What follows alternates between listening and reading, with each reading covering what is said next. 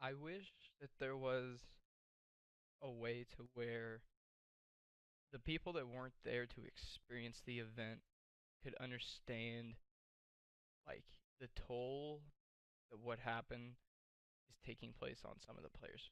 Um, and what I mean by that is just the the raw emotion. And for many people that don't solely watch me, um, or know me all that well and everything, I'm a competitive player in Call of Duty, and I'm probably one of the most like emotionally felt players. Like I'm I wear my heart on my sleeve, and I say that a lot in and out of the game.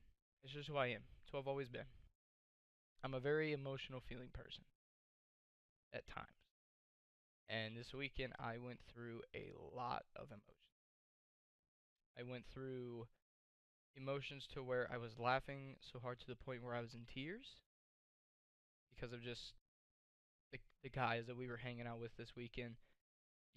All my teammates, we were all hanging out, everything, laughing, sharing jokes, and then other teams, came back to our hotel room, and we're just hanging out,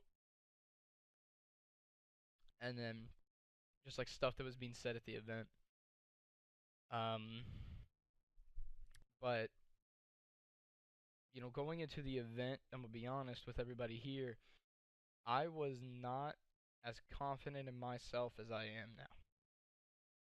I knew that I had a good shot. By shot, I mean, I felt like that I was a really good player going into the event, but I didn't think I was a really good player. And this weekend completely 180'd it. I personally felt like that I played out of my mind this weekend. And then when it came time to showcase my talent, in front of everybody that was watching, in that 1v1 that I keep bringing up and that I've, discussed multiple times, I wasn't able to deliver. And it's unfortunate and it sucks. And I have nobody to blame but myself because A, I shouldn't have allowed us to get into the position that we were in, and B, I know that I could have played that so many different ways and so much better. And I take blame for a lot of the things that happened, but my teammates don't feel the same way. Win as a team, lose a team. And like I said, I'm a very emotional player. So after we lost, I was upset, obviously. As you saw in the vlog, I was sitting out in at the end of our hotel room. There was a staircase, and it like led down to the floors and everything. And I sat at the top of the staircase by this wall and these pipes. And I was just sitting there and I was just thinking, so many different ways I could play, that position different.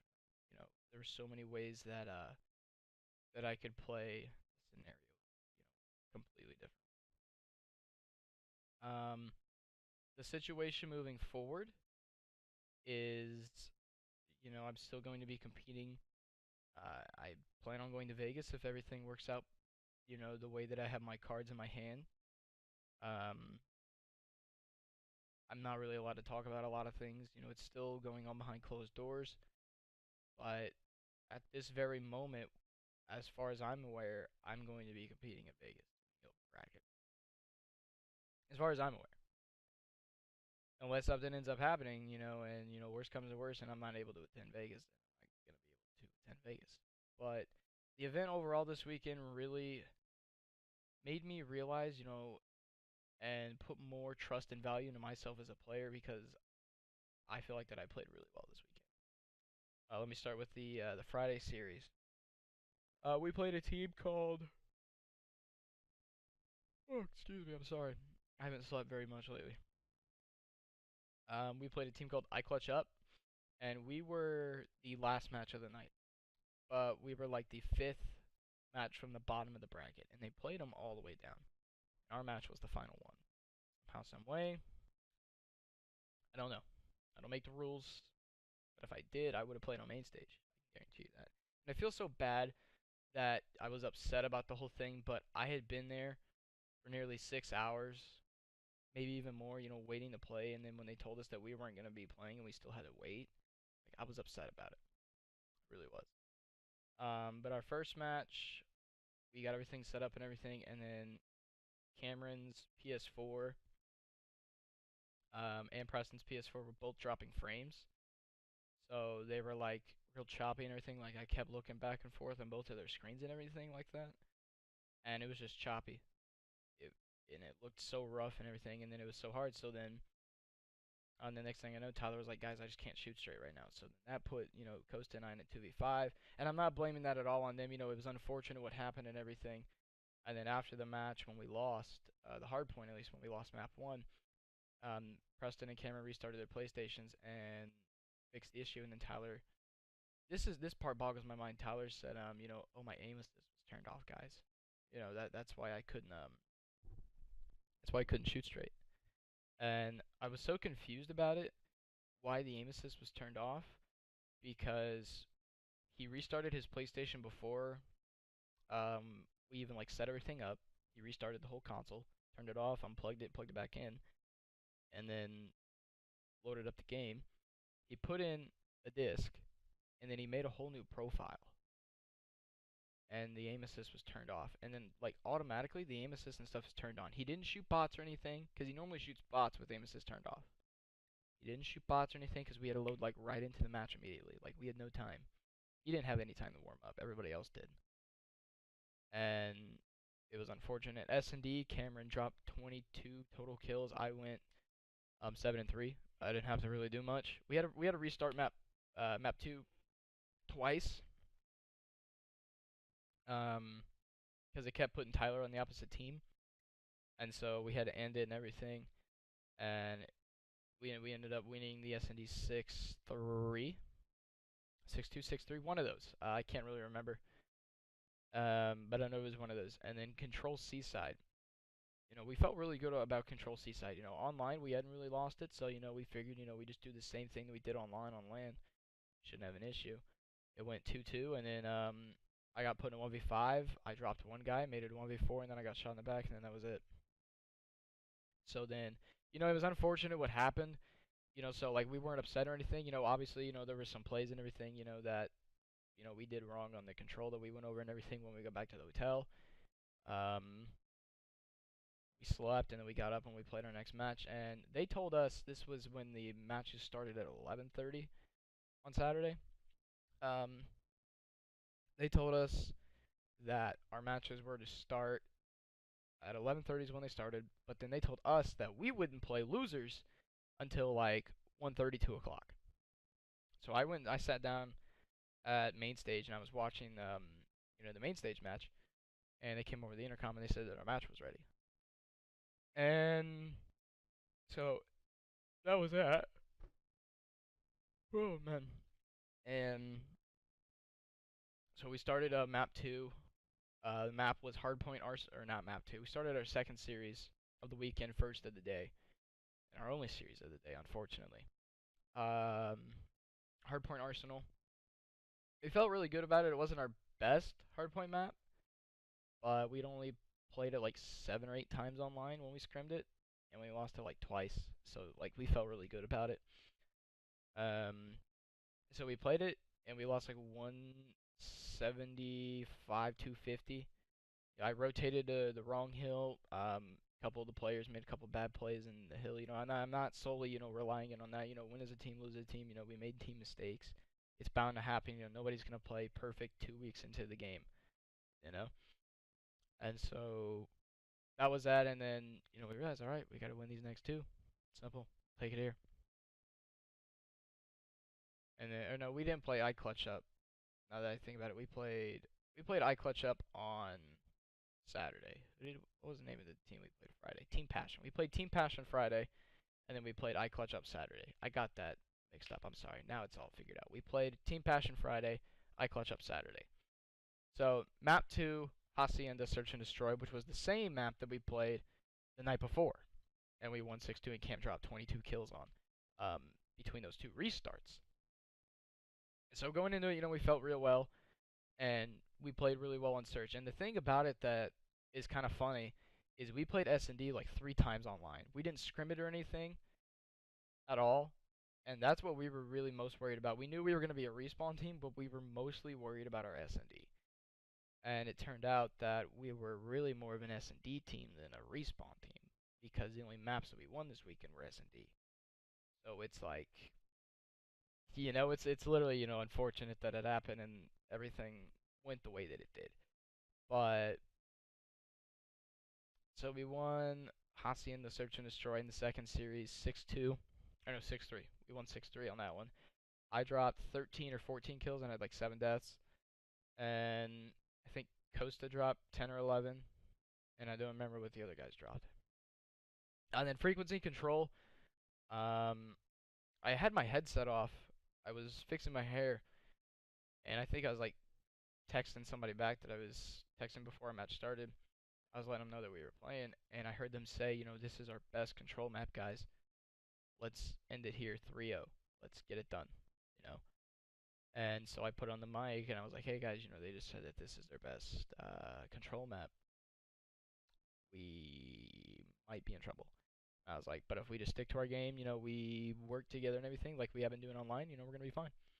We're really good at control. We have only lost control once, and that was the night before. It's like, let's get back on this win streak.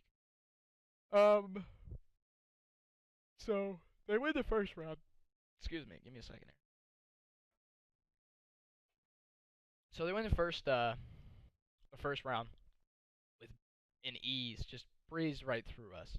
They're standing up, yelling, leaning over the monitors and everything, telling us we're trash and everything, and ready to go home because we're going home. So we win the next round. And what's the funny thing about these next 2 rounds, the 2 rounds in a row that we won, is they were beating us by like 7 or 8 kills. And then we brought it back and we won the rounds by that, and they just went silent. It was funny to me, that we were shutting them up and everything, and they weren't, talking trash and everything like they had been before in the previous rounds. And then they won the second. They won their second, but they weren't like very vocal about it. Like they weren't yelling or anything. They kind of just like, okay, wow, yeah, we got that. Let's get this last round. So the next thing that I knew, it was so chaotic. Round 5. The final match, final round, final map, our final series.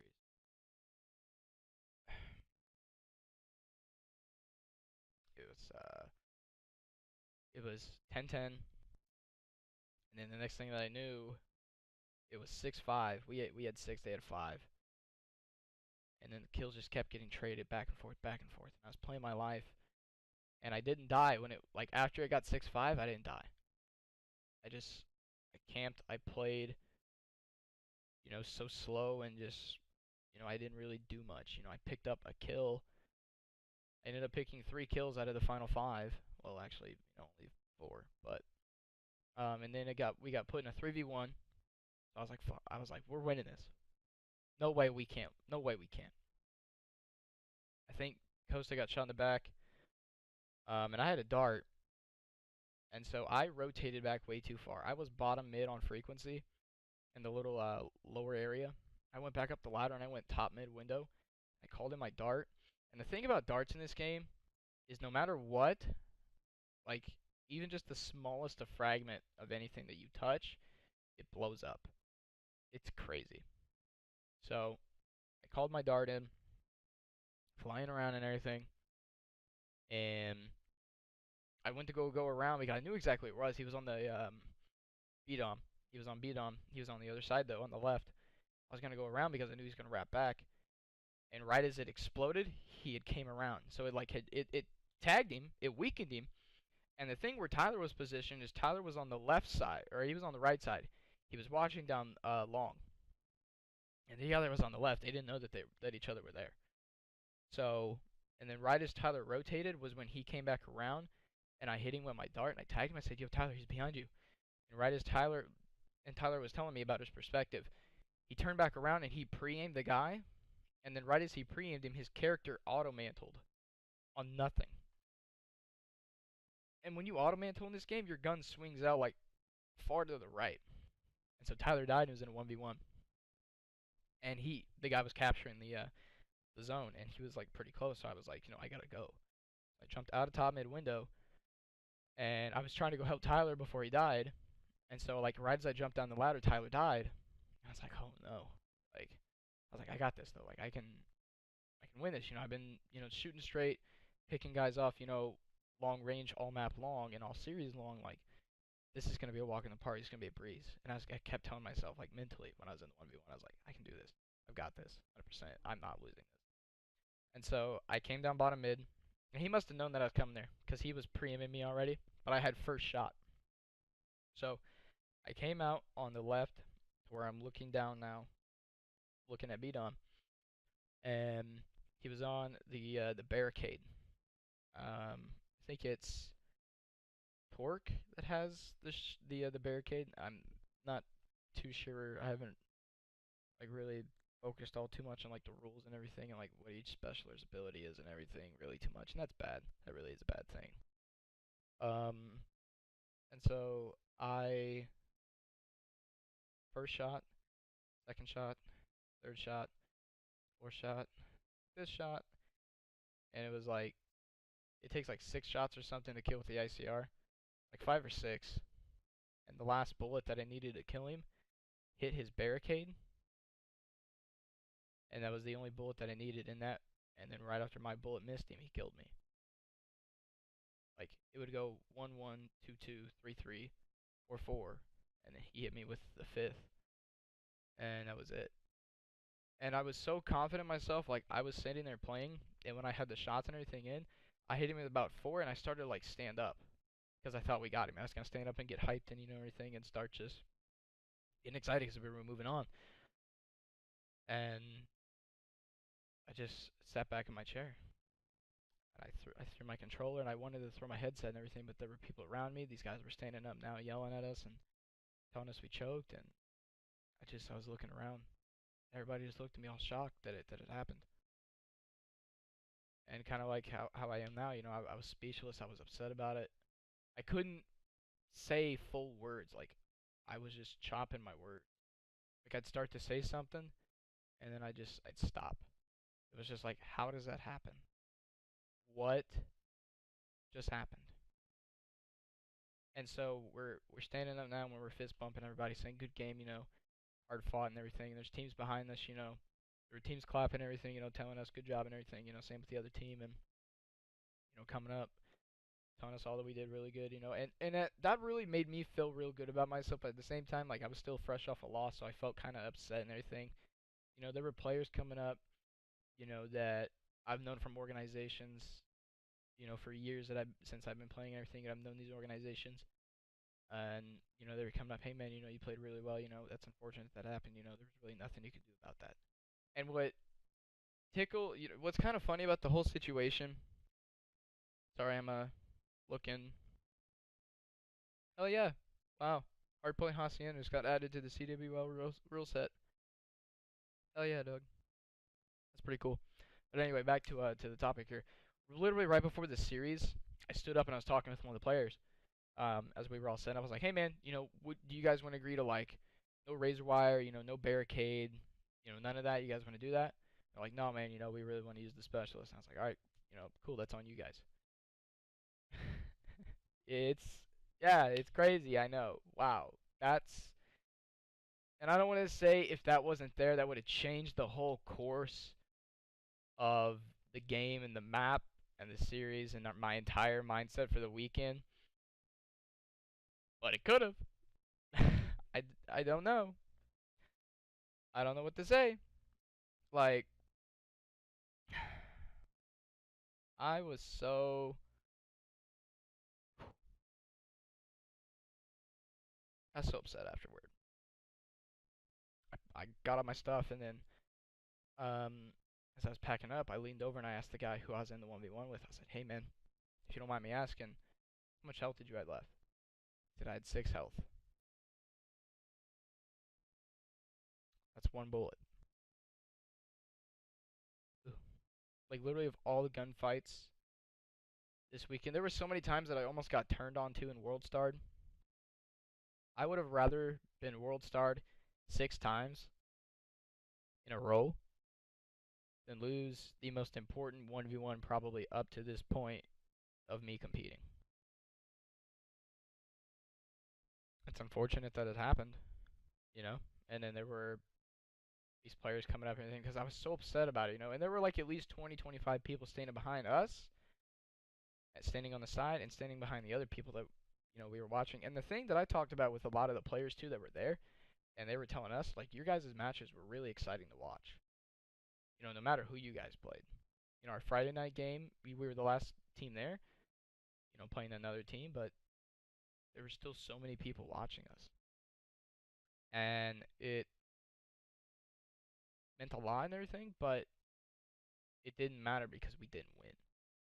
And I felt so bad and so wrong about some of my playstyle positions that I put myself in, and in some of the plays that I did on my part. There were moments where I would make a play or a move or something, and I was like, wow, that was really good. I was smart. And then there were plays that I did, and I was like, what the hell am I doing? So Saturday then was just completely done. We were out, we were eliminated. But anyway, like I was saying, had all these players coming out and everything, bumping us and everything, giving us hugs and everything, tell us, we played good and everything, and it's unfortunate and all this stuff, and there were all these teams, just being real supportive, and that was a cool thing about like this event. Some of the teams were coming up, being real supportive and everything. You could talk so much trash like to the other team you were playing the entire time, and then afterward, they were so nice and everything, and I really enjoyed that. There wasn't anybody there like really, egoing or anything, or being jerks about sportsmanship or anything, and I really appreciate that. I like good sportsmanship about it. We lost and I was upset obviously, but I still gonna stand up, good game, fist bump everybody, and everything. And there were all these players talking to me afterward and everything about playing with them and everything, and I can't really talk too much about that right now with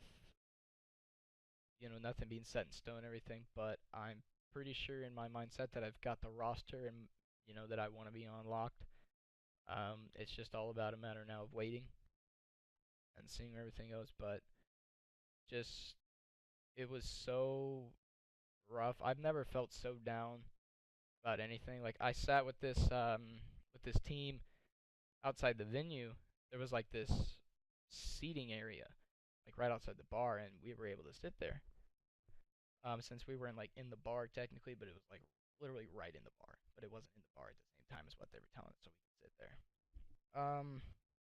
And I sit there like with my hands, um, with my head in my hands, and I was just shaking my head and I was running through it. And Tyler, he was sitting there with me, and this other team, and they were just telling me, it's alright, man. It's unfortunate. You played your best, you played your heart out, and I really did. I really felt like I played my heart out this weekend, especially after trying to bounce back from Friday. But when you get knocked into that losers, your whole mindset changes and everything. And I was so ready to make the long, long run, all the way through. Going into this event, obviously I didn't think that we were going to be, the winning team, which, isn't something that you should, really thinking. But I definitely felt like we were a top 8 team, 100%. And it's unfortunate that it happens, and there were a lot of people going in this event that doubted us and would definitely not agree that we were a top 8 team. There's probably definitely people laughing at that comment that I just made saying that we were a top 8 team. But all that matters is what I think and what my teammates think. I really don't care what other people think. It's just motivation. It's just fuel for the fire. And moving forward, I know what I need to do to continue to play to my best. What I gotta change now to fit my play style and my role the best on any team that I land on. So that's really just everything that's just been going through my mind, and like all Saturday and even in the Sunday, like I just kept thinking about it. It's like how, why, like what could I have done so much differently? And there were so many different things I could have done. I could have went from above, I could have gone from above him. There's so many other scenarios that I could have, done. I don't even want to try to get into it. Um, but yeah, guys, that's really been, my thoughts just about with everything that's been going on. And I should have a team within the next week, maybe even sooner, probably sooner. Um, so that's that.